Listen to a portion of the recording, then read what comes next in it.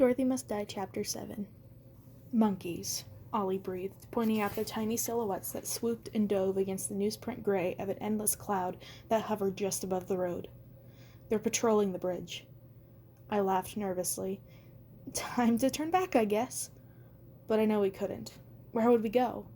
We had seen what there was to see back there. The only direction was straight ahead. Indigo looked up at the monkeys and thought. I think we can make it past them, she said. I know a spell that might work. Wait, I said.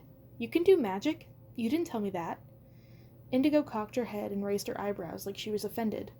My grandmother was a sorceress, she said. She may not have been as powerful as Glenda, but she taught me a thing or two. She would have taught me more if Dorothy hadn't banned it. But the winged ones are more susceptible to magic than most anyone.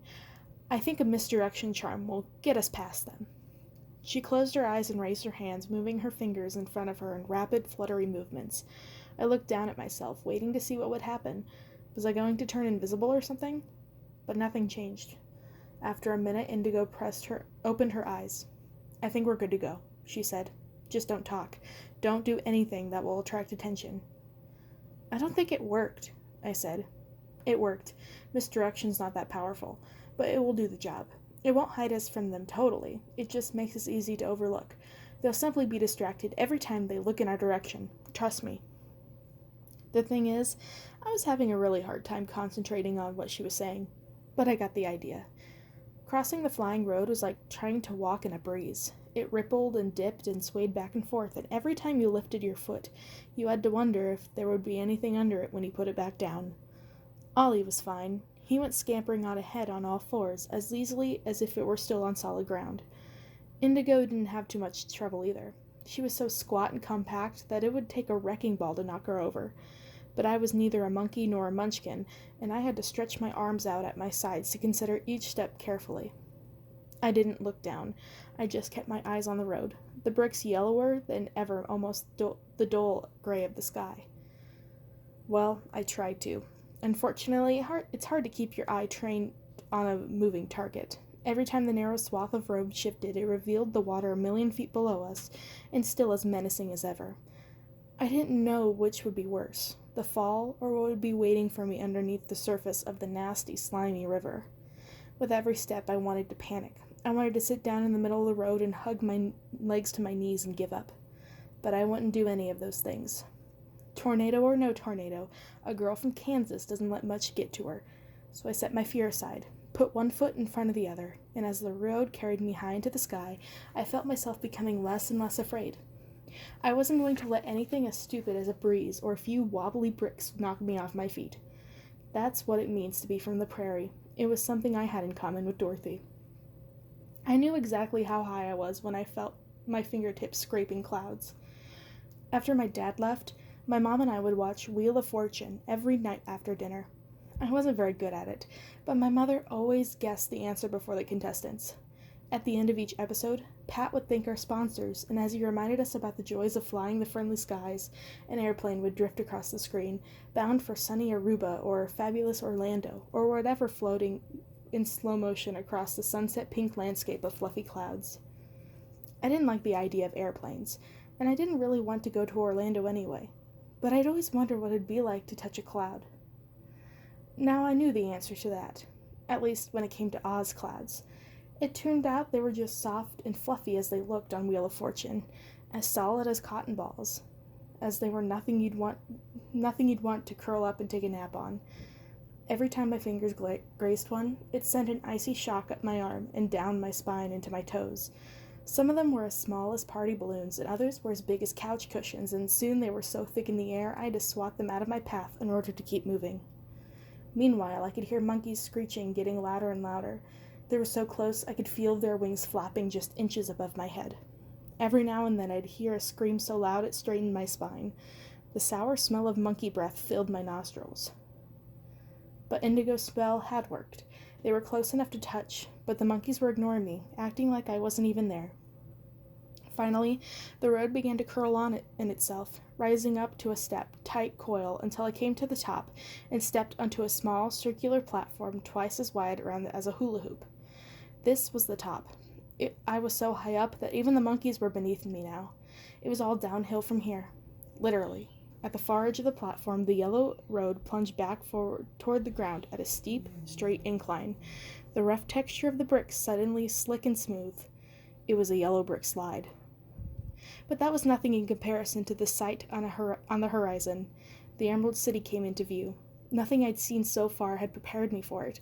It seemed to have come out of nowhere, just when I was least expecting it, and now that I was looking for it, it was hard to understand how it hadn't been visible all along, with its swooping skyline, that was so green it colored in the sky around it, and the palace would tower so high that they disappeared beyond the clouds.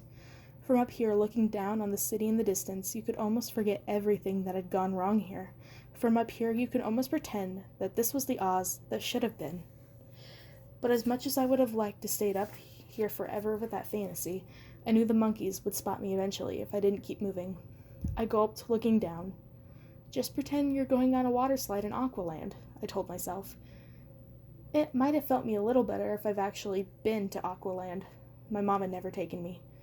So I just took a deep breath, dropped to my butt, and reassured myself that going down had to be easier than coming up.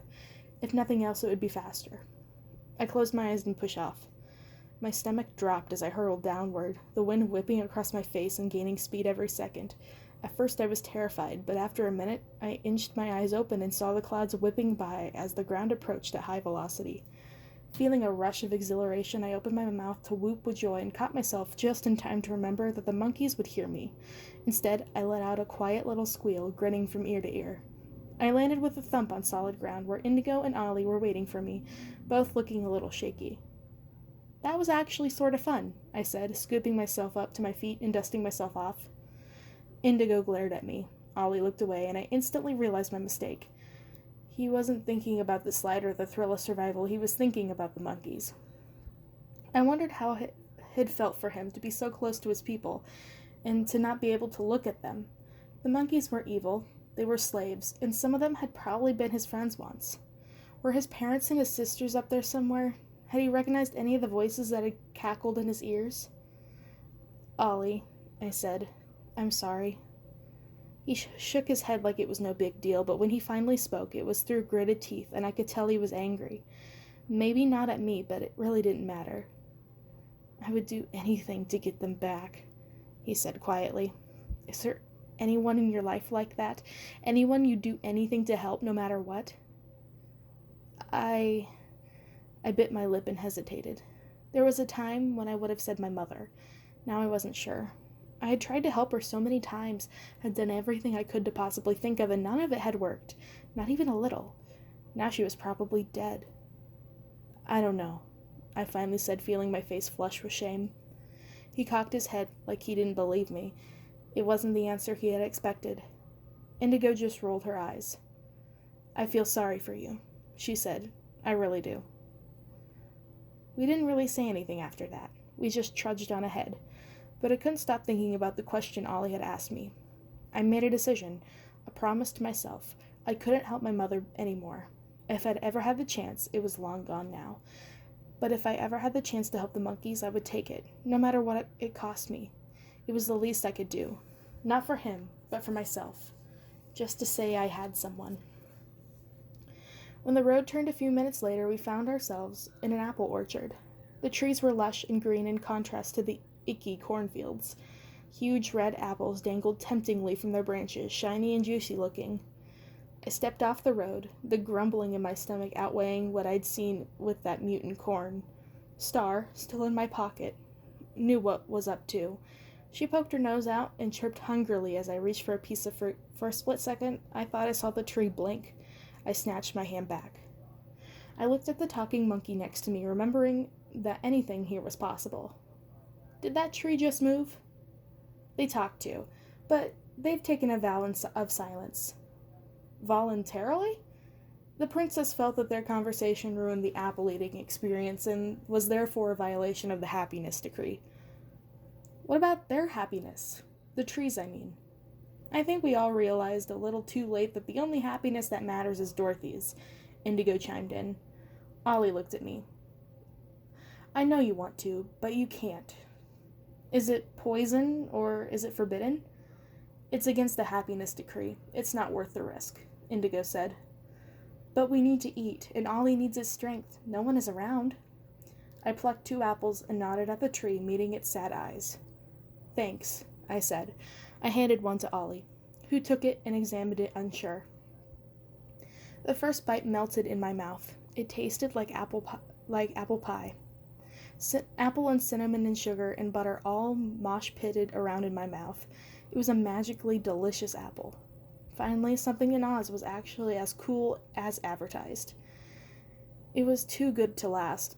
I'd just taken another satisfying bite when I saw Indigo's face go white. She pointed behind me and opened her mouth to say something. No sound came out. And then it started to get dark. But it wasn't the sun setting. The sky was as sunny as ever.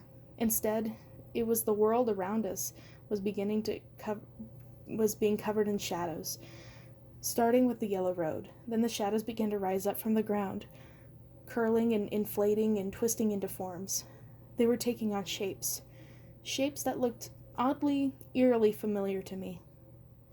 It was the Tin Woodman. He wasn't alone.